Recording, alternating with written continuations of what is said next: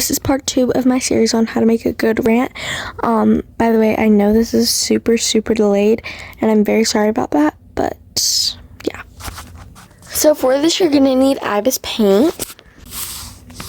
So you're going to add a brand new thing in ibis paint, and you're going to click the layers button, and then you're going to switch it to this like gray checkered one instead of the white.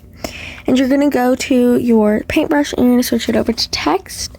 Then you're going to choose your font from here. So I like to use Porky's just because it's a really nice font for a watermark and it's really popular in the ranting community, but you can use literally whatever font you want. And you're just going to type in your username. So I'm just going to be writing example. So once you're done, I would recommend going to size and sizing her up pretty big. I like to go around like 215 at most. So something like that. And then you're going to make another text box, but this one's going to have your platform. So for example, only on YouTube. And then you don't want yours to be as big, so you just want to like size it down a little bit. Just try and see what size works for you. So I think this is good. And you're going to want to space it out a little bit. So the next step is to make both of them, make the style, and put the stroke at 30%, which is the highest you can go.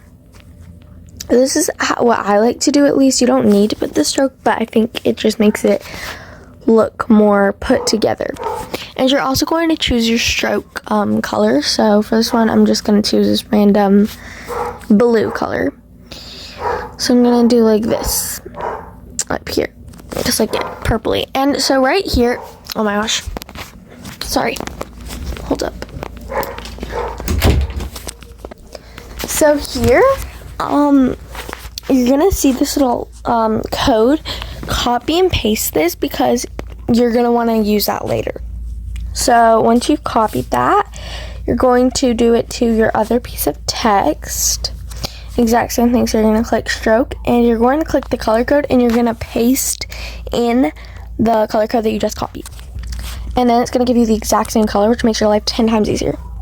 Okay, so the next step is you're going to switch back to brush, but here you're going to switch to airbrush normal. You can search this up in the search bar because I think it's not automatically there. And you're going to switch your color, which can be found right here. You're going to, again, copy paste that color in. So now you're going to add a layer. And you're going to switch it from normal to add. And then you're going to click this little arrow, and it's like a clipping arrow. And so you're going to, I would recommend changing your brush size to be pretty decently. So you want it to be pretty big, so I have it at 374, but it can be whatever size you want. Just is easier this way. So now you're going to airbrush the bottom of your text. So like this. And the reason you want it to be big is because when it's smaller, it looks a lot less natural. As you can see, and it looks like less of a, almost ombre effect. That's the best way I can explain it. But it's going to look really just nicely shaded in the end. So that's why I like to have it super big. And just airbrush the bottoms of your thing, of your text. I can never seem to speak during these for some reason. And you want to do your bottom text as well. I'm not sure if other people like actually ever remember to do this, but it is just as important of a detail. So now once you finish this, you could be done, or you could get a little bit creative and add a little, what do you call it? Oh my gosh, I can't think. You could add a crop tune. I like to do that if you've seen any of my watermarks. I'm gonna go and do that. I'm gonna go onto Pinterest. I'm searching up a purple crab tune. This is actually one that I used. Not for one that y'all have seen, but now I'm just going to download it. You can download it by clicking the 3 dots and then clicking the download image button. So now you're gonna go back into ibis paint and you're going to you're gonna add it. So you're gonna go to layers and then go and click the camera button and you're gonna add in your crop tune. Make sure it has a removed background. You can just use remove.bg for this. It doesn't have to be fancy. You just download it and you're done. And once you've added it, you're going to put it to where you like it. And then you can be all done. And you can just download your watermark. And yeah, that's the end. Hope you guys like this tutorial.